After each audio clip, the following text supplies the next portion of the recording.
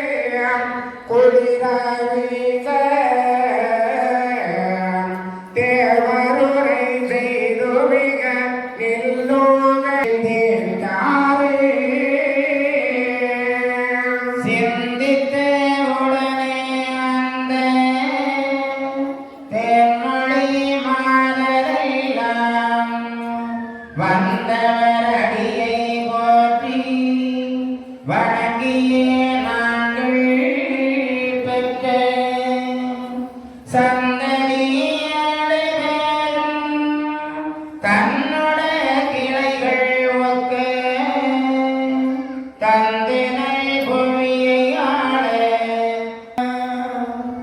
தருவிரன சொன்ன குலே மாதே நீங்கள் தலைவர்கள் மக்களையும் தருகவுங்கள் மறுவினிய கருவதிலே ஒதுக்கின்ற மறுபடியை என் முன்னே வருக செய்தார் தருவிய சொத்தாதி வந்தாகோ தாரதுவோ கொடுப்பதுவோ சபையில் பேசி பெருகவுங்கள் தன்னை மனம் செய்து நீங்கள் பெற்ற பிள்ளை தந்து புவி ஆள வைப்பே புவியாள வைப்பென உரைத்தீர்கள் பொன்மானே கண்மணியே புரந்த மாலே கவிஞர்கள் போற்றுமத கன்றே தேனே காயாண்டு மேனியரே கடவுளாரே திவிதோக கலியரிலே பிறந்ததாரே மகனடைந்தால் அவர்கள் ஏது செய்வார்கள் எங்களோடு சேர்க்கைதானோ சேர்க்கை உண்டோ என மொழிந்த மானே பொன்னே தென்மொழியே உங்களுக்கு தெரிய வண்ணம் வார்த்தையிலே சொல்லாதே நமது வாழும் மக்களுட வாழ்வதும் ஒன்று போலே மார்க்கவுடன் வைத்தரசு ஆளனானோ மனமதிலே நினைத்திருப்போம் மனமையாவே உரைக்க மாயன் மனைவழியில் உதித்த குல சான்றோரெல்லாம் அணங்கின வழி போலே அவர்கள் வந்து ஆயன் அடி போற்றி மிக அன்பாய் நிற்க பொறிகள் கண்டு மிக அறியோன் வெற்றி அவரும் தங்க காசு சதாகோடி என்னமது இல்லை நிகரே நீங்கள் தரும் சொத்தை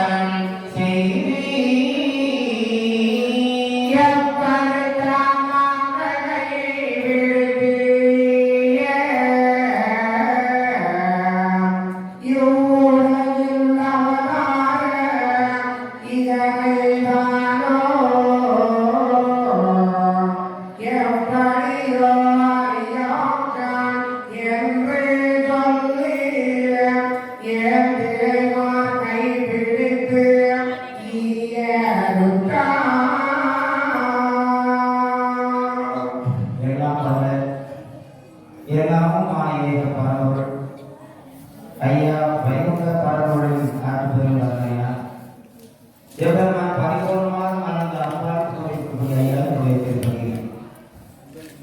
இன்றைய தினம் ஐயாவுக்கு இத்தனை நாள் திருநாளை நடத்தி வந்திருக்கின்ற பொழுது இன்றைய தினம் நமக்கு திருக்கல்யாண திருவேடு வாசல் திருநாள் என்ற ஒரு அனுபவத்தை தந்திருக்கிறார். நாம் இந்த பூலோகத்தில் பிறந்திருக்கிறோம்னு சொன்னால் பிறந்த பிறவியினுடைய பலனை அடையக்கூடிய நாள் இது.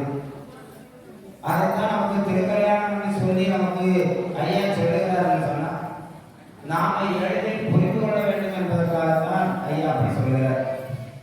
அப்ப இந்த திருக்கல்யாணத்தினுடைய நோக்கம் என்ன? அப்ப திருக்கல்யாணத்தின் மூலமாக நமக்கு எதை ஐயா உணர்த்த இருக்கிறார்? இந்த சான்றோர் மக்களுடைய பிறப்பு ரகசியத்தை நேற்றைய வாசகத்தில் சொன்னார். அப்ப இந்த சான்றோர் மக்கள் நாராயணனுக்கும் சப்த மாதங்களுக்கும் பிறந்தவர்கள். எனவே யாருக்கும் அடிப்படை வேண்டிய தேவையில்லை.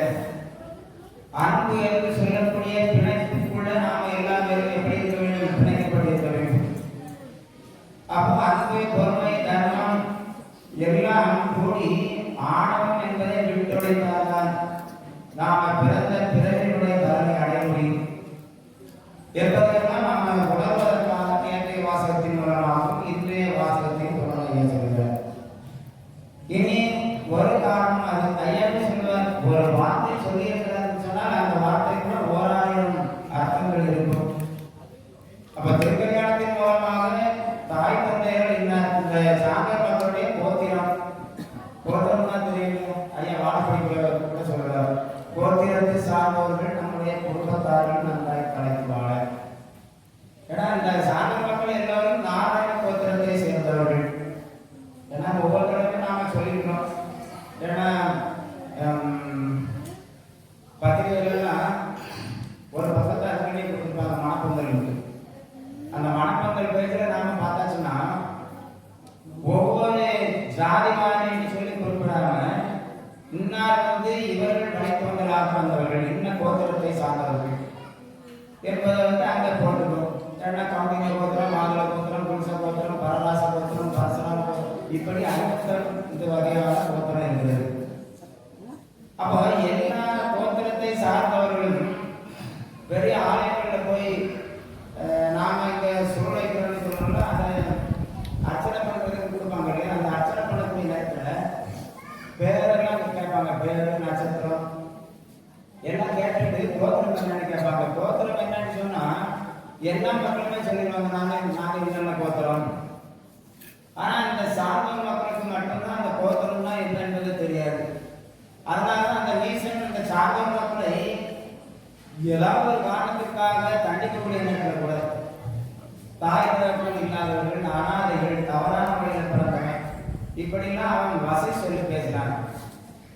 அதனால்தான் ஐயாவை சிலையை பிடித்து செல்லக்கூடிய நேரத்தில் கூட இந்த சான்றோர் மக்கள் என்ன சொல்லி அழகாங்க? தாய் தகப்பன் இங்கிலிருந்து தான் அடித்த நேசனெல்லாம் ஐயாவும் தான் ஆட்களாக அப்படி ஒரு வார்த்தை பேசுவதற்குரிய நிலை இல்லாமல் நமக்கு ஐயா ஒரு வாழ்வை தந்தார். வாயிலிருந்து இருந்தாலே இவர் தந்தார் ஆனதனால். அப்ப இவன் ஐயாவை இவன் பிடிச்சிட்டு போயிட்டா இனி நம்மை ஏற்று நம்மை ஆதரித்து பாதுகாப்பது யாருன்னு சொல்லி ஆண்டாங்க. அப்ப இந்த சான்றோர் மக்களுடைய அழுகையை மாற்ற வேண்டும். இந்த மக்களுக்கு இந்த உலகத்தில் நேர்மையான வாழ்வை தர வேண்டும். ஐயா சொல்லுவாங்க, உச்சமே சான்றோருக்கு இருந்து உதவியும் செய்வார்கள். அப்ப இந்த சான்றோர் மக்களுக்கு ஒரு உச்சமான வாழ்வை தர வேண்டும் என்பதற்காகத்தான் இந்த திருக்கல்யாண சிறப்பை எல்லாம் நமக்கு தருகிறார். அப்ப நேற்றைய உங்களுக்கு அதை நாம் அறிந்திருக்கிறோம். துவாபர தர்மத்தை நிலைநாட்டி விட்டு கண்ணபராமி எடுத்த அவதார தோற்றத்தை மறைத்து ஸ்ரீரங்கம் ஏறக்கூடிய வழியில் சாம்பவர் மக்களை அந்த சப்த மாதங்கள் வாயிலாக பிரிவு செய்து அன்னை மாமாளிகளை வளர்த்த கொடுத்து அதே நேரத்தில் ஐயா ஸ்ரீரங்கத்தில் போய் இருக்கக்கூடிய நேரத்தில் தேவாதிகளுடைய வாக்கினாலே ஈஸ்வரர் தானே கலைஞரையும் பிறகு செய்து 231 காசமாக இதெல்லாம் நாம படித்து பொருளை கண்டாச்சு. அப்போ ஐயாவுடைய ஐயா இந்த திருவாசகத்தை எழுதக்கூடிய காலகட்டத்தில் 4200 வருடங்களுக்கு மேலாக அந்த கலைஞருடைய பொருளை இந்த உலகத்திலே அந்த அளவுக்கு இருந்திருக்கிறது. அதைத்தான் சொல்றாரு, 231 வருஷமாக கட்டம் கொள்கை செய்து அதனால் இந்த மக்கள் எல்லாம் படக்கூடிய பாடுகளை எல்லாம் அவர்களுக்கு ஐயா அடுத்து அவர்களுக்கு ஒரு நல்ல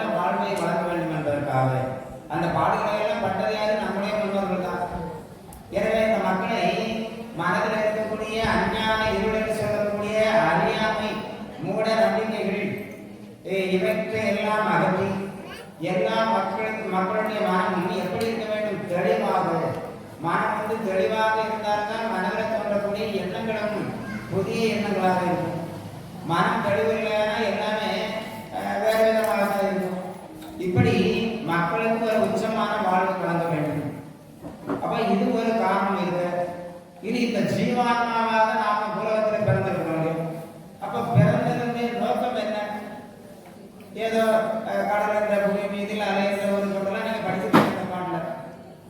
அப்ப பிறந்து ஓயாமல் அங்கும் இங்கும் அலைந்து அலைக்கழிக்கப்பட்டு கொண்டிருக்கிறோம். எதற்காக? அப்ப இதற்காக இந்த உலகத்துல பிறந்திருக்கிறோம். அப்ப இந்த பிறந்த பிறவியினுடைய நோக்கம் என்ன? நாம் இந்த உலகத்துல பிறந்ததே கர்ம வினையினால் நாம பிறந்திருக்கிறோம். கர்ம வினை நமக்கு நம்மிடத்துல இல்லைன்னா நமக்கு பிறகு இருப்பது இல்லை. அப்ப அந்த கர்ம வினைகளை எல்லாம் நாம அனுபவித்து இந்த உலகத்துல பிறந்து அனுபவித்துக் கொண்டிருக்கக்கூடிய நேரத்தில் எந்த விதமான பாவங்களும் செய்யாமல் பக்தி மார்க்கத்துல எல்லோருக்கும் நல்லவனாக இருந்து நாம நல்ல காரியங்களிலே நம்மை ஈடுபடுத்துகிற நேரத்தில் அப்ப கர்ம வினைகள் எல்லாமே கடைந்து விட்டால் அப்ப நம்மிடத்துல எந்த விதமான பாவமும் இல்லை.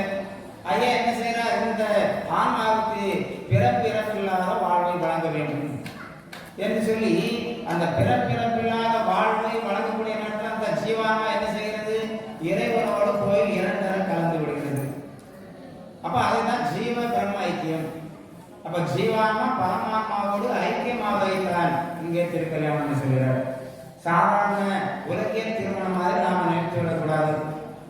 இப்போ மதுரையில் கூட மீனாட்சி சுந்தரேஸ்வரர் திருக்கல்யாணம், வள்ளி தெய்வானம், இப்படி முருகன் கல்யாணம்லாம் இருக்குது. இதே மாதிரி இதெல்லாம் எதற்காக? அந்த முன்னால் நடந்த அந்த நிகழ்வுகளை எல்லாம் நமக்கு இந்நாளில் நடத்தி காண்பிக்கிறார்கள் என்றால் நாம அந்த திருநாளை கண்டு அதன் பலன் பெற்று அப்ப நாம் அந்த நிலையை அடைய வேண்டும். மீனாட்சியை சுந்தரேஸ்வரராக இருந்து தன்னோடு ஏற்றுக் கொள்கிறார் என்றால் அதே மாதிரி நம்மையும் இறைவன் ஏற்றுக்கொள்ள வேண்டும். அதற்காகத்தான் நாம் இந்த உலகத்துல பிறந்து பக்தி மார்க்கத்துல நாம செயல்பட்டு கொண்டிருக்கிறோம். அப்போ அம்மைமார்கள் சொன்னார்கள், நாட்டில் இருந்த தவத்தின் பிரகாரம் பாலரை தந்த ஆளுநர் என்னுடைய பாவமாறு எங்களுக்கு பிள்ளைகளையும் தந்து எங்களையும் நீ திருக்கல்யாணம் செய்து கொள்ள வேண்டும். அதாவது பிறந்த பிறவியினுடைய பலனை தர வேண்டும். ஏன்னா நீர் எப்பொழுது வருவீரோ அதுவரையில் உங்களுடைய வரவுக்காகவே நாங்கள் பிறந்து இறந்து இப்பொழுது உண்மை கண்டிருக்கிறோம். எனவே நீர் எங்களுக்கு என்ன செய்ய வேண்டும்? பிறவாத நிலை அடைய வேண்டும். நீர் எங்களை உங்களோட ஏற்றுக்கொள்ள வேண்டும். அப்ப அந்த அம்மைமார்கள் வாயிலாக பிள்ளைகளாக நமக்கு இங்கே பண்டார கோலத்தில் வந்திருக்கிறது யார் என்பதை எல்லாம் நமக்கு சொல்லி அப்போ யுகங்களுக்கு வரும் அதர்மத்தை அழைத்து தர்மத்தை நிலைநாட்டிய அந்த தர்மத்தின் நாயகன் வேத நாயகன் தான் இங்கே பண்டாரமாக இருக்கிறார். அப்போ அந்த வேத நாயகன் காட்டக்கூடிய வேத வழிப்பிரகாரம் நடந்தால் அப்ப அந்த ஜீவான்மாவாகிய நாம முக்தி நிலை அடைந்து இறைவனோடு இரண்டரை கலந்து விடலாம் என்பதைத்தான் நமக்கு இங்கே சொல்லக்கூடிய நேரத்தில் ஐயா அந்த அம்மைமார்களை பார்த்து சொல்கிறார். நீங்கள் நேற்று சொல்கிறார், இனி நாளை வெள்ளிக்கிழமை உதயமாகக்கூடிய நேரத்தில் காலமே நீர் எல்லோரும் கந்தீர்களானால் கதிர் அவன் போய் அடைந்து காண்களாகும். நான் அந்த எல்லா தேவ சங்கம் அறியும்படியாக சீட்டெழுதி அவர்களை எல்லாம் வருத்தி அவர்கள் முன்னிலையிலே நான் கோலமணம் உங்களை புரிந்து கொள்வேன். கோலமணம் என்று சொன்னாலே இறைவனோடு கொள்விருப்பது. அப்போ எல்லா தேவ சங்கம் முன்னிலையிலே நமக்கு கிடைப்பதற்கரிய பேரை ஐயா தருகிறார் என்று சொன்னால் அதுதான் நமக்கு பெரிய பாக்கியம். அந்த பலனைத்தான் நமக்கு ஐயா தருவதற்காக இருக்கிறார். அப்போ நேற்றைய வாசகத்தின் பிரகாரம் அம்மைமார்கள் அவரவருடைய வீடுகளுக்கு போய் அமுது குடித்து வருகிறார்கள். அமுது குடித்து சொன்னால் அதாவது மனதில் எந்த ஒரு எண்ணம் என்ற வினை தீர்ந்து அப்போ சதா நேரமும் இறைவனை பற்றிய சிந்தனை இருந்த காரணத்தினால் அந்த குண்டலினி சக்தி தானாகவே வெளிப்படைந்து அப்படியே கொண்டையாவதை பரவக்கூடிய அளவிற்குரிய பக்குவத்தை பெற்று வந்தார்கள். அதை எல்லா இடத்துல என்ன சொன்னாங்கன்னா கொண்டையாவது அந்த அமுதன்னு சொன்ன உடனே ஐயா அண்ணன் சாப்பிட்டு தான் திருக்கல்யாணம் நடத்த சொல்லியிருக்கிறாருன்னு சொல்லி முதல்ல எல்லாருக்கும் சாப்பாடு வச்சுருக்காரு. ஏன்னா இங்கே மேலோட்டமாக இதில் பார்த்தாச்சுன்னா என்ன கிடைக்குன்னா ஒன்றுமே புரியாது. கடலில் போன முத்து எடுக்கக்கூடியவன் எவ்வளவு வீர பணம் வைத்து போய் தான் முத்து எடுக்க முடியும். மேலோட்டமாக போய் கிடையாச்சுன்னா என்ன கிடைக்கும்? பாசி தான் கிடைக்கும். அதே மாதிரி இதையும் என்னமோ என்று எண்ணம் வைத்து கேட்கிறானால் அன்னம் முதலுக்கு ஆக்கணைக்குள்ளார் என்று சொல்வார். அப்ப நல்லவர் நல்லவர் அதை திரும்ப திரும்ப படிக்கத்தான் நமக்கு புதிய புதிய பொருட்களை அர்த்தத்தை நமக்கு ஐயா வெளிப்படுத்துவார். அப்ப இப்படி அம்மைமார்களும் இறைவனோடு இணையக்கூடிய தகுதியோடு வெள்ளிக்கிழமை வந்திருக்கிறார்கள். ஐயா என்ன செய்கிறார்? அம்மைமார்களை எல்லாம் வாருங்கள் என்று சொல்லி அவர்களுக்கும் விடை கொடுத்துவிட்டு அப்ப எல்லா தேவ சங்கங்களும் அதிகப்படியாக செல்கிறது அனுப்புகிறார். பாடுடனே சங்கமதை திரண்டு கூடி பாமாணர் கீதமுறை பாடியிருக்க. அப்ப பாவாணர்கள் எல்லாம் கீதமுறைகளை பாடியிருக்கிறார்கள். எல்லா தேவ சங்கம் எல்லாம் வருகிறார்கள். எப்படி வருகிறார்கள்? நாரணக்கும் மன்று புகழ் நாரணக்கும் தெய்வ கண்ணி மனவாக்கும் முகூர்த்தம் என்று சொல்லி அந்த முகூர்த்தத்திலே கலந்து நாமளும் அவர்களுக்கு பலன் கொடுக்க வேண்டும் என்று சொல்லி வருகிறார்கள். அப்போ அந்த தேவ சங்கம் ஈஸ்வர முதலான சரஸ்வதி பகவதி பார்வதி என்று சொல்லக்கூடிய திருவள்ளுவர் சக்திகள் இன்னும் ஏராளமான ஆண் சக்திகள் நாம இருக்கிறதா நாம வழிபட்டு இருக்கிறோம் இல்லையா? முருகன் கணபதி என்று நாம சொல்லி வழிபடுறவர்கள் எல்லா சக்திகளுமே இங்கு வந்தார்கள். அப்படி வரக்கூடிய நேரத்தில் வானவர்கள் தம்மான முழக்க தேவர் தேவர்கள் எல்லோரும் அந்த மேளதாளங்களை எல்லாம் முழக்குவது போல அங்கே என்ன இடி முழக்கம் இருக்குது அதைத்தான் இங்கே சொல்கிறார். வானவர்கள் தம்மான முழக்க தேவர். இப்ப மழை விளையாடுனா இடி முழக்கம். ஆனா இந்த ஆன்மாவுக்கு பலன் கிடைக்கணும்னு சொன்னா அங்கே என்ன முழக்கம்? எல்லாமே ஓங்கார நாதத்தினுடைய வழிபாடு இந்த உடலுக்குள்ளே அத்தனை சிறப்புகளும் கிடைக்கிறது. அது நமக்கு விஜய் பகுதிகள் ஐயா சொல்லியிருக்கிறார். இப்படி மலர் மாறி சலமாறி வானோர் போவர் நான்கு வேதங்களை முகூர்த்தங்களை எல்லாம் போயிருக்கிறது. நாரிமார் புறவை அது அமன் மாறும். நல்ல பக்குவப்பட்ட ஆன்மாக்களாக இருக்கக்கூடியவர்கள் எல்லாம் இந்த திருக்கல்யாணத்தினுடைய சிறப்பை புரிந்து கொண்டு அப்ப நமக்கும் இந்த மாதிரி ஒரு பலன் கிடைக்க வேண்டும் என்று சொல்லி அவர்கள் குறவை துணியை எழுப்புகிறார்கள். குறவை துணியை எழுப்பியுடனே என்ன யமன் என்ன செய்கிறார்? நமக்கு இந்த மங்களகரமான இடத்துல நமக்கு இடம் இல்லை. ஏன்னா மங்களகரமான இடம் நாம இந்த இடத்துல நமக்கு இங்கே சேர்ந்துள்ளேன்னு சொல்லி அவன் அப்படியே அகன்று விடுகிறார். இப்ப நாரியமார் குறவையிட அவன்மார் தாமரை மாமனவார் சமன் கூற தரணிதனில் நாரணக்கும் கையனான மேலமுகில் மாதருக்கு மனமாம் என்று சொல்லி மேலோக பண்பிலை வெண்ணோர்கள் எல்லாரும் சேர்ந்து அமைந்தார்கள். அப்போ மக்கள் எல்லாம் தங்குவதற்காக நாம என்ன செய்கிறோம்? எல்லாம் பந்தல் எல்லாம் அமைக்கிறோம். இதே மாதிரி இந்த தேவர்கள் எப்படிப்பட்ட பந்தலை அமைக்கின்றார்கள்? பந்தலுக்கு நவநாதி காலதாக கிரகங்கள் 9 கிரகங்கள் இந்த உலகை தாங்கி நிற்கக்கூடிய நிலையில் இருக்கிறது.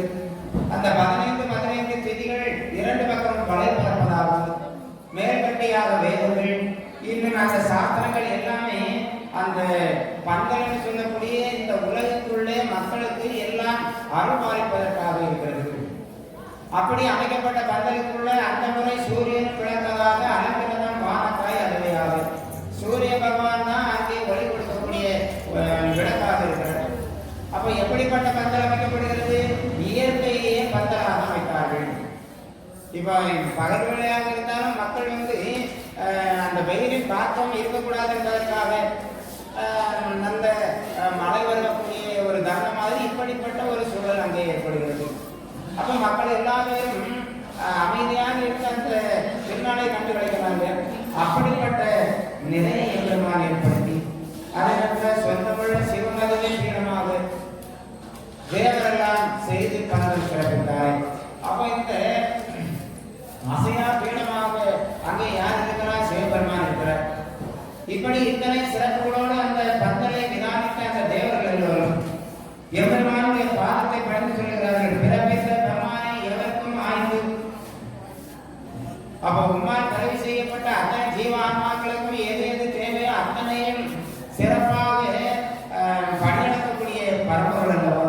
பேணி அமுத அழைத்து உயிர் அனைத்தும் காக்கும் உறப்பித்த மாதவனே அறியாமல்.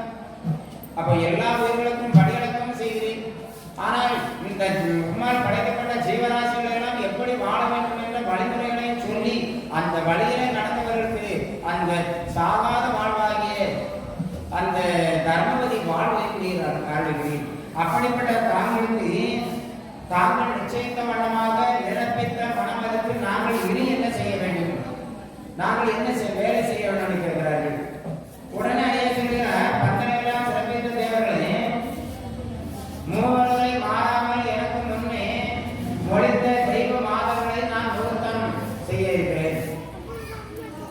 எனவே வர்ண பகவான் எப்படி அவருடைய வேலை செய்ய வேண்டும், வரக்கூடியவர்களை எல்லாம் வரவேற்பது போல, சில்லந்த துர்வானமாக பன்னீர் தெளிப்பது போல மழை பொழிய வேண்டும்.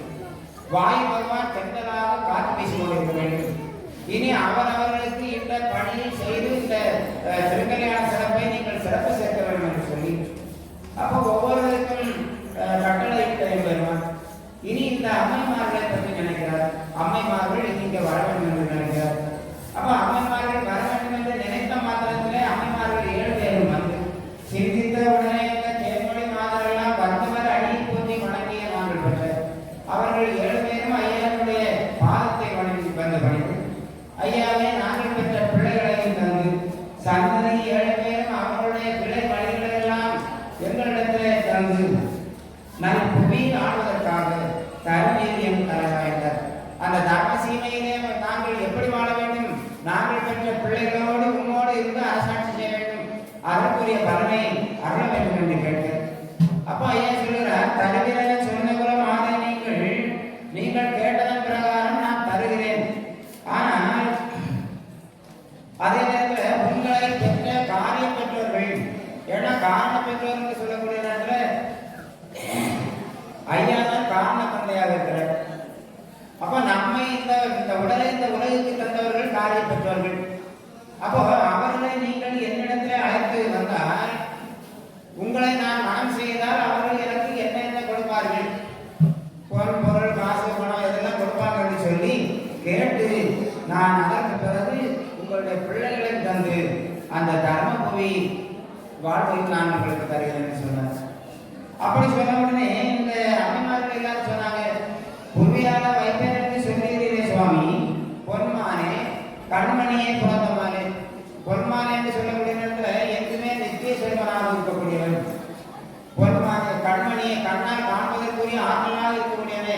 அப்ப எல்லாத்திற்கும் ஜீவாதார சக்தியாக இருக்கக்கூடியவன். கண்மணியை பிறந்தமானே கவிஞர்கள் போற்றும் மத கன்றே தேனே. அவ படித்தவர்கள் பண்டிதர்கள் அந்த வேதத்தை எல்லாம் கற்று அறிந்தவர்கள் அந்த அறிந்த வேதத்தின் வழிகாட்டுதல்படி அந்த மெய்ப்பொருளாகிய உன்னையே நினைத்து உன் நிழலில் இழைப்பாடுவதற்காக நிகமும் உன்னை வணங்குகின்றார்கள். அப்படிப்பட்ட அந்த நல்லவர்களுக்கு நான் கருணை காட்டி அவர்களையும் அந்த பலன் அருளக்கூடிய அளவிற்கு தகுதியாக வளர்க்கக்கூடிய இறைவனை காயாவும் மேனியரை கடவுளாய். காயாவும் மேனியன்னு சொன்னால் எல்லை இல்லாதவன், அப்போ இறப்பு பிறப்பு இல்லாதவன், அதான் காயாவும் மேனியரை கடவுளாய். கடவுள்னு சொல்லக்கூடிய நேரத்தில் நாம இறைவனை வந்து எப்படிலாம் நினைக்கிறோம், நாம நினைக்கக்கூடிய நினைவுகளுக்கு எல்லாமே அதையும் தாண்டி ஒவ்வொரு படிப்படியாக போய் இதுதான் இறைவன் இருந்தாலும் அதையும் தாண்டி தாண்டி போக போக அப்போ இறைவனுடைய வல்லமை எப்படி இருக்கிறது. அப்போ நாம் நினைக்கக்கூடிய நினைவுகளை எல்லாம் கடந்த நிலையில இருக்கிறதுனால அப்போ நம்முடைய நினைவுகளை எல்லாம் நினைவுகளுக்கு அப்பால் இருந்து ஒவ்வொருவருடைய உள்ளத்திலும் வாசம் செய்யக்கூடியவன். அதுதான் நான் சொல்லி அப்படிப்பட்ட பரம்பொருளே நாங்கள் இந்த கலியுகத்திலே பிறந்த காரணத்தினால் எங்களை பெற்ற பெற்றோர்கள் உம்முடைய நாமத்தை சொல்லி உம்மால் அருளக்கூடிய பலனை பெறக்கூடிய தகுதியோடு வளர்த்திருக்கிறார்கள், எங்களை ஆளாக்கியிருக்கிறார்கள். அப்படியானால் எங்களுக்கு என்ன பலன் தருகிறீனோ அதே பலன் எங்களை பெற்ற பெற்றோர்களுக்கு கிடைக்குமா என்று கேட்டார்கள். அப்ப ஐயா சொல்கிறார், சேர்க்கை விட்டோ எங்களுக்கு தேனை கண்ணே தேனுடைய உங்களுக்கு தெரியாத வண்ணம் பார்த்து என்று சொல்ல வேண்டாம். மக்களுடைய வாழ்வு வேறு நம்முடைய வாழ்வு வேறு என்று சொல்லி பிடித்து ஆள்வதற்கு வரவில்லை. உங்களுக்கு நான் எந்த பலனை தருகிறேனோ அதே பலன் என்னுடைய பிள்ளைகள் எல்லா பேருக்கும் கிடைக்க வேண்டும். அப்படி கிடைக்க வேண்டும் என்பதற்காகத்தான் இந்த திருநாளை நடத்தி இதன் மூலமாக மக்களுக்கு அதனுடைய தத்துவத்தை உணர்த்தி வருகிறேன் என்று அந்த அம்மைமார்களை பார்த்து சொல்லி நான் எப்படிப்பட்ட வாழ்க்கை முறையை உங்களுக்கு அனுபவிக்கிறேன். அப்ப ஒரே மார்க்கமாக ஐயாவுடைய அன்பு என்று சொல்லக்கூடிய ஒரே மார்க்கத்தில் மக்கள் எல்லா பேரும் அந்த தர்மசீமையிலே ஆள வேண்டும். எனவே மார்க்கமுடன் வைத்தரசு ஆளலாம் மனமதிலே நினைத்திருக்கும் வளமையாறு கோர்க்கை இது அவர் கொடுக்கல் வாங்கல் தன்னை உறுதிகள் கேட்டு மனம் போடுவேன். அப்போ உங்களை நான் மனம் புரியக்கூடிய நேரத்தில் உங்களுடைய பெற்றோர்கள் எந்த பரிசு பொருட்கள் கொடுப்பார்கள் என்பதை கேட்டு நான் மனம் புரிந்து கொள்கிறேன். மனவரை பிள்ளையில் குதித்தக்குற சார்பு எல்லாம் ஆனதுகளை இனம் போல அவர்கள் அப்படியே ஐயாவுடைய முன்னிலையில வந்து பவ்யமாக இருக்கிறார்கள். யாரு? இந்த அம்மைமார்களை பெற்ற பெற்றோர்கள். அப்ப அவர்கள் இருக்கக்கூடிய நிலையை கண்டு ஐயா அவர்களை பார்த்து கேட்கிறார், உங்களுடைய பிள்ளைகளை நான் மனம் புரிய வேண்டும் என்று சொன்னால் நீங்கள் எனக்கு என்ன கொடுக்க போகிறீர்கள்? பணங்கள் அல்லது பணங்கள் மிக பொன் காசு ரொம்ப ரொம்ப பாவனுக்கு சீதனங்களாக நிறைய கொடுப்பீர்களாக கேட்கிறார்.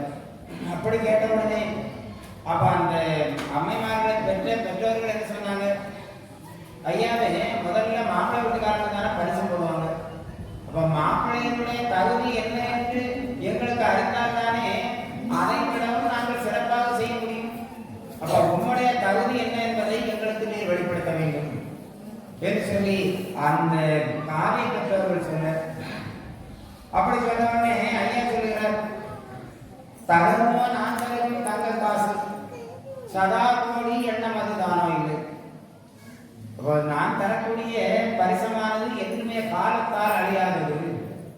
இந்த இயற்கை சீக்கிரத்தால் எதுவுமே பழுதாகக்கூடியதை அல்ல. நான் தரக்கூடியது எப்படிப்பட்ட பரிச பொருள் தருகிறேன்? நித்திய வாழ்வு என்று சொல்லக்கூடிய ஒளிநிலை வாழ்வு என்று சொல்லக்கூடிய அந்த தர்மபதி வாழ்வை உங்களுக்கு நான் தருகிறேன். அதைத்தான் சொல்கிறார்.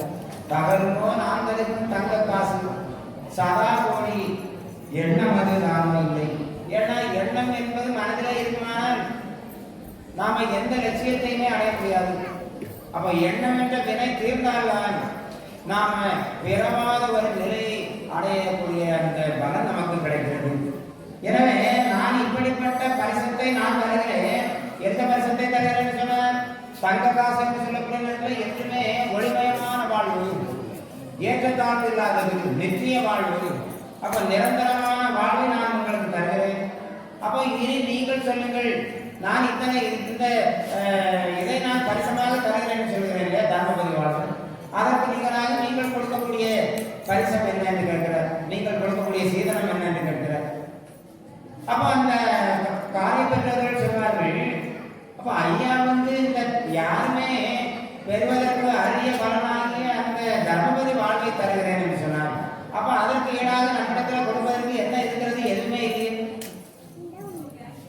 அப்ப அந்த அம்மைமார்கள் என்ன சொல்கிறார்கள்? அந்த அம்மைமார்களை பெற்ற பெற்றோர்கள், ஆண்டவரே பரிசம் தருகிறாய், யானடியார் ஆளுகின்ற வஸ்தியெல்லாம் ஆண்டவண்ணம் கொண்டவண்ணம் பொன்னுடையது ஆடு மாடு குருபரமே யாங்கள் வரை உமக்கு சொந்தம். நாங்கள் இதனால் வரையிலும் ஆண்டை அனுபவித்து வரக்கூடிய அத்தனை உடைமைகளும் உமக்கு சொந்தம். மீண்டடிமை முக்கால் உமக்கு நாங்கள் விலையடிமை ஆனங்கால் விலையமான. மீண்டடிமை முக்கால் உமக்கு நாங்கள் விலையடிமை ஆனோம். விலையடிமைன்னா நம்முடைய இஷ்டப்படி நாம நடக்க முடியாது. நாம யாருக்கு விலையடிமையாக நாம கடமைப்பட்டிருக்கிறோமோ அவர்கள் எதை சொல்கிறார்களோ அதைத்தான் செய்யணும். அப்ப இவர்களால் யாருக்கு விலையடிமை ஆகிறார்கள்? ஐயாவுக்கு விலையடிமை ஆகிறார்கள். விலையடிமை என்று சொல்லக்கூடிய அர்த்தம் இங்கே சரணாகதி தத்துவத்தை சொல்கிறது. பூரண சரணாகதி. சரணாகதினா ஐயா நீர் தான் எங்களை நடத்தணும். ஏன்னா எங்களை எல்லாம் படைத்து காத்து ரசித்த பரம்பொருள் நீ. அப்ப நாங்கள் ஆண்டுக்கு அனுபவித்து வரப்படி எல்லாமே உனக்கு உரியதாக்கி நாங்கள் விட்டோம். எனவே நீர்தான் எங்களை காத்து ரசிக்க வேண்டும். எப்படி காத்து ரசிக்க வேண்டும்? பஞ்சபாண்டவர்களை அந்த கௌரவத்திலிருந்து எப்படி பாதுகாத்து, கௌரவர்களால் எவ்வளவோ சூழ்ச்சி செய்து அதிலிருந்து பாதுகாத்து அவர்களை காத்து ரசித்துக் கொண்டிருந்தோம். அதே மாதிரி எங்களையும் நீ காத்து ரசித்துக் கொள்ள வேண்டும் என்று சொல்லி பாவையர்களும் அப்ப மக்களாகிய நாங்களும் உங்களுடைய பக்கம் தானே என்று சொன்னார்கள். அப்ப பக்கம் அது என்றவுடன் மாயந்தாலும் நீங்களையும் பதற வேண்டாம். அப்ப எல்லாமே என்னுடைய பொறுப்புல விட்டுட்டீங்க இல்லை. அதுக்கு பிறகு இனி இன்று முதலாக உங்களுக்கு மனதில் எந்த விதமான சஞ்சலங்களும் இருக்க வேண்டாம், எந்த கவலையும் உங்களுக்கு இல்லை. அப்போ நம்பர்களும் இல்லாமல் சஞ்சலங்களும் இல்லாத ஒரு வாழ்வு உங்களுக்கு நான் தருகிறேன். அதை இங்கே சொல்கிற பதறாதே உங்களையும் காத்துக்கொள்வோம், ஒற்றையும் புறங்களையும் ஆண்டு கொள்வோம், ஒன்று போல இருந்து போய் ஆகும் நாம். அப்போ ஐயா ஒற்றை என் குலங்கள்னா இங்கே என்ன குலங்கள்? ஐயாவுடைய பிள்ளைகள் இறை ஜாதி மக்களை நான் என்னோடு இணைத்து நான் அவர்களை ஆட்கொள்வேன் என்று சொல்லி அதே நேரத்தில் தர்க்கமதி இல்லையப்பா இந்த வார்த்தை. நீங்கள் எனக்கு தந்த சீதனம், நான் உங்களுக்கு தந்த பரிசனம் ஒன்றுக்கு ஒன்று குறையாதது, இரண்டுமே சரிசமமானது. அதில் எந்த விதமான ஏற்றத்தாழ்வும் இல்லை. தந்ததும் ஈந்ததும் தவறே இல்லை. எனவே மிக்க தெய்வ கன்னியரை மனங்கள் செய்ய நீங்கள் பெற்ற பிள்ளைகளுடைய அதாவது சான்றோர்களை பெற்ற தாய்மார்களுடைய கரங்களை என்னுடைய கையிலே பிடித்து ஒப்படையுங்கள். மெல்லி கையை பிடித்து எனக்கு விடுகிறேன் சொல்கிறார். அப்போ கைப்பிடித்து விடுகிறேன்னு சொன்னா இவ்வளவு நேரமும் அந்த வரலாற்றை எல்லாம் கேட்டு உணர்ந்து கொண்டிருந்தார்கள். அவர்கள் இந்த வரலாற்றினுடைய உண்மை தன்மையை புரிந்து கொண்டதுனால ஐயாவிடத்துல என்ன சொன்னாங்க? உடனே கைப்பிடிச்சு கொடுத்தாங்களா? இல்லை, கைப்பிடித்து தார்மன உரைத்தீர் ஐயா, எல்லாம் இருக்கட்டும், எங்களிடத்துல நீர் கைப்பிடித்து தார்மன்னு சொல்லி கேட்கிறீர். ஆனால் நீர் ஏற்கனவே இவர்களுக்கு கணவனாக அல்லவா இருந்திருக்கிறீர். ஏற்கனவே எங்களுடைய பிள்ளைகள் உமக்கு மனைவிமார்களாக அல்லவா இருந்திருக்கிறார்கள். இந்த விஷயம் எங்களுக்கு தெரிய வேண்டும் என்பதற்காக இந்த திருநாளை நடத்தி அப்ப இந்த உலக அறிய செய்ய வேண்டும். இந்த மக்களுக்கு இருக்கக்கூடிய இந்த ஏற்றத்தாழ்வுகளில் இருந்து இவர்களுக்கு ஒரு உச்சமான வாழ்வை வழங்க வேண்டும் என்பதற்காகத்தான் இந்த திருக்கல்யாணம் என்று சொல்லக்கூடிய இந்த திருநாள் மூலமாகும். ஜீவ பிரம்ம ஐக்கியம் என்றால் அதனுடைய தன்மை என்ன என்பதை தெளிவாக எங்களுக்கு உணர்த்தி, தாய் தந்தை யார் என்பதை அறியாத எங்களுக்கு நீரும் இந்த அம்மைமார்கள் தான் பெற்றோர்கள் என்பதை அறிய செய்து, நாராயண கோத்திரம் என்பதையும் எங்களை அறிய செய்த காரணம் நாங்கள் இன்று முதலாக மேன்மையான ஒரு நிலை அடைந்திருக்கிறோம். எனவே இந்த உலக மக்களை அறிய வேண்டும் என்பதற்காக நீ இப்படி அவதார இகனை நடத்துகிறீர்கள். இவ்வுலகில் அவதார இகனை காணும். அப்படியானால் நாங்கள் எங்களுடைய பிள்ளைகளை கையை பிடித்து தரல, எந்த விதமான பதட்டமும் இல்லை, எந்த வித மாறுதலும் இல்லை. எனவே மெல்லி கையை எப்படி ஐயா நீர் நிச்சயித்திருக்கிறது நடக்கும். எங்களுடைய பிள்ளைகளை என்னுடைய கரங்களை பிடித்து தருகிறோம் என்று சொல்லி ஏந்திரமாக கைப்படுத்தி இயல்கிறார். இனி வரக்கூடிய வாசகம் திருக்கல்யாண வாசகம். அந்த வாசகத்தை படித்து நிறைவு செய்தவன சங்கு மணி அடிக்க மேலதாளங்களோடு தாய்மார்கள் புறவையில் ஐயாவுக்கு அம்மைமார்களை தன்னோடு இணைத்துக் கொள்ளக்கூடிய காட்சி ஒவ்வொருவரும் அவரவருடைய அகத்திலே உணர்ந்து ஐயாவுடைய அருளை பெற வேண்டும் என்று கேட்டுக்கொண்டு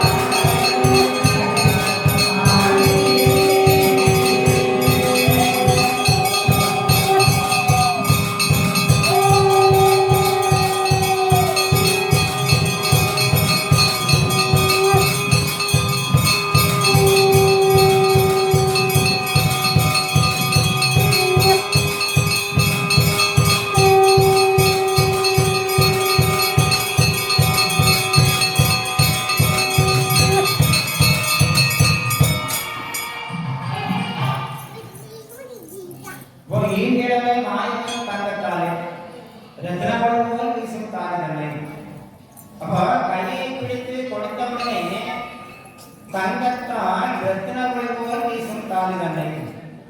அப்ப ரத்தினங்களை கோழி போல் வீசக்கூடிய தாலின்னு சொன்னோம்னா நாம ஆபரணமாக ஏன் அணித்தார்னு நாம நினைச்சோட. ஏன்னா இங்க ஆபரணம் அணிக்க வேண்டிய அவசியம் இல்லை.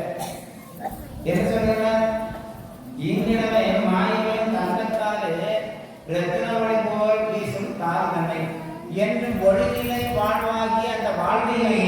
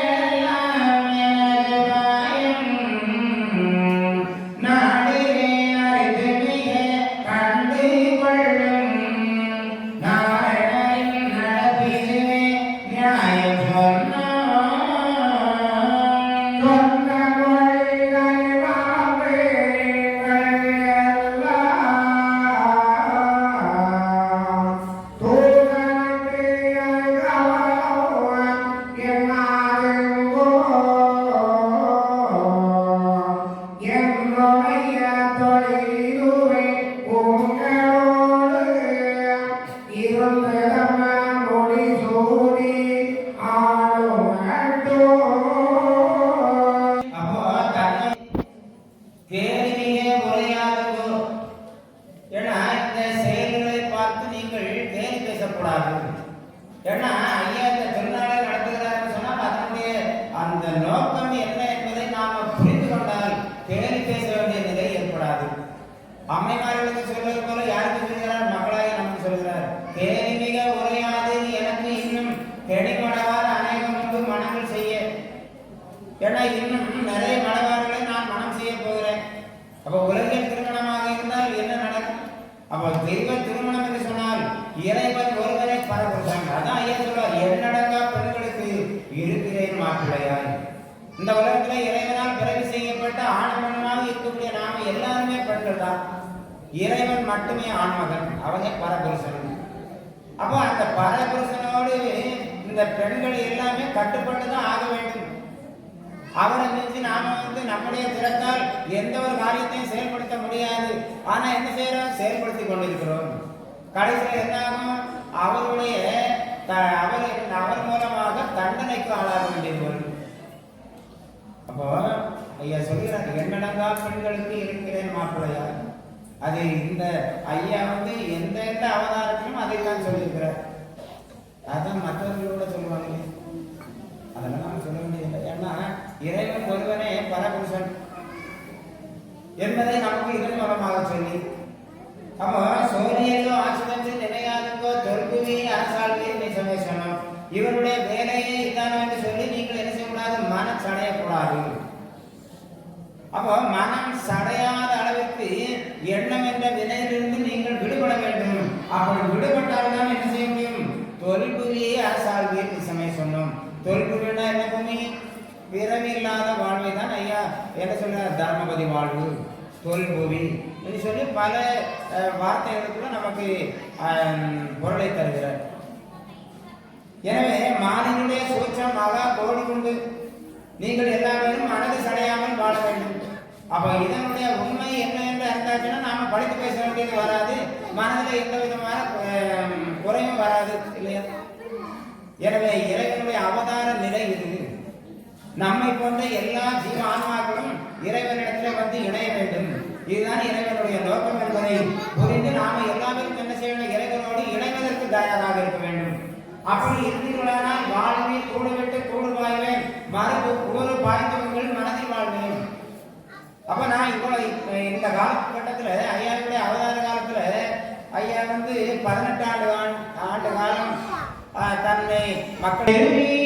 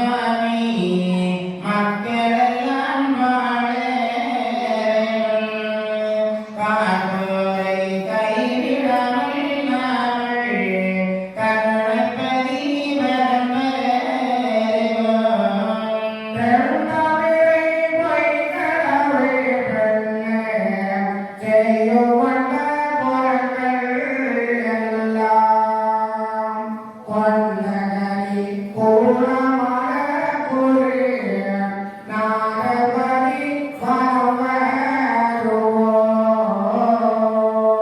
நன்னதி துலங்குதடி பெண்ணே நல்ல சிலை கொலைக்குதடி ஆடு மாடு அருகுதடி மாதா ஆவிரங்கள் தோணுதடி நல்லபடி துறக்கணுமே சுவாமிய நாடுதர்மமாகணுமே பொல்லபடி ஒரியணுமே சுவாமிய பொத்தி ஒன்றால் புரியணுமே தங்கத்தொட்டில் தந்தயம் சுவாமி காணும்படி வீதிகளும் சங்கையோடு நம்மனம் சுவாமி கரத்தில் வந்து தோழமே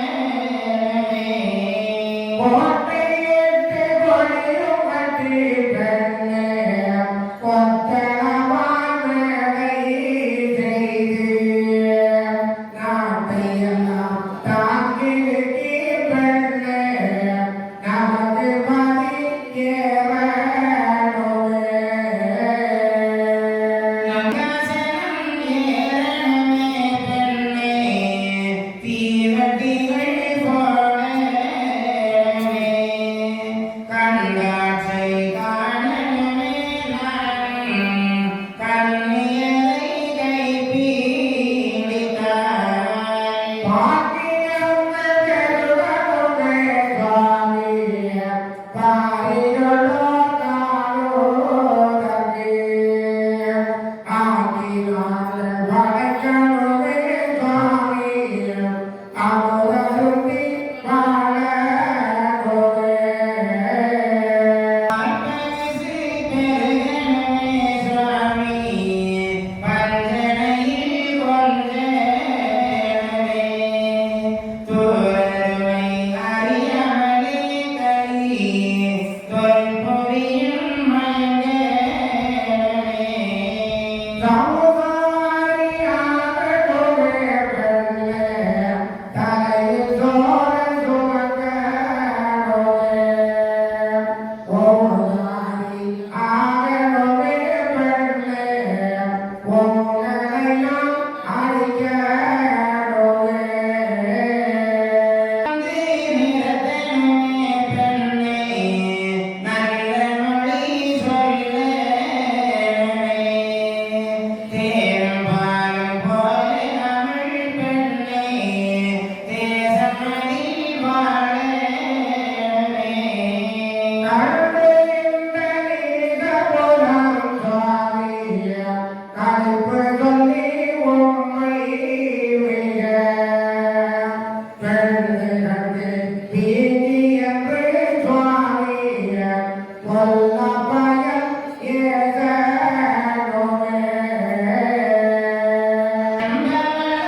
நம்பவரையும் சுவாமி தேவர்கள் சுற்றி வந்தோம் பொன்மதிக்குள் நாமல் புதி மறை பொழுது வந்தால் வருவோம் ஐயா சோபனமே சோபனமே சுவாமி திருநடன சோபனமே தேவபுரி நாரணக்கும் அவர் தேவியக்கும்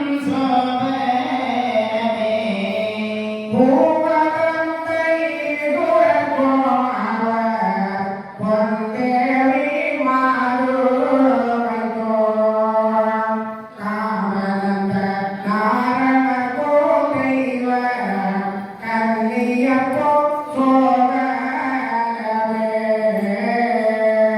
தெய்வானை நாயகிக்கும் நல்ல சிறந்த வள்ளி மடந்தையர்க்கும்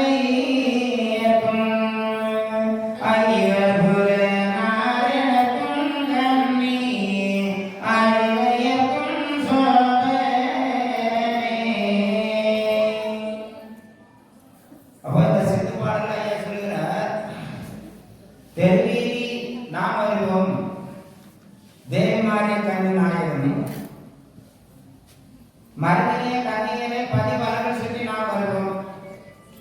பதி என்று சொல்லக்கூடிய ஒவ்வொருவருடைய உள்ளத்திலும் இருந்து உதவி புரிவதற்காக நாம் வருவோம்.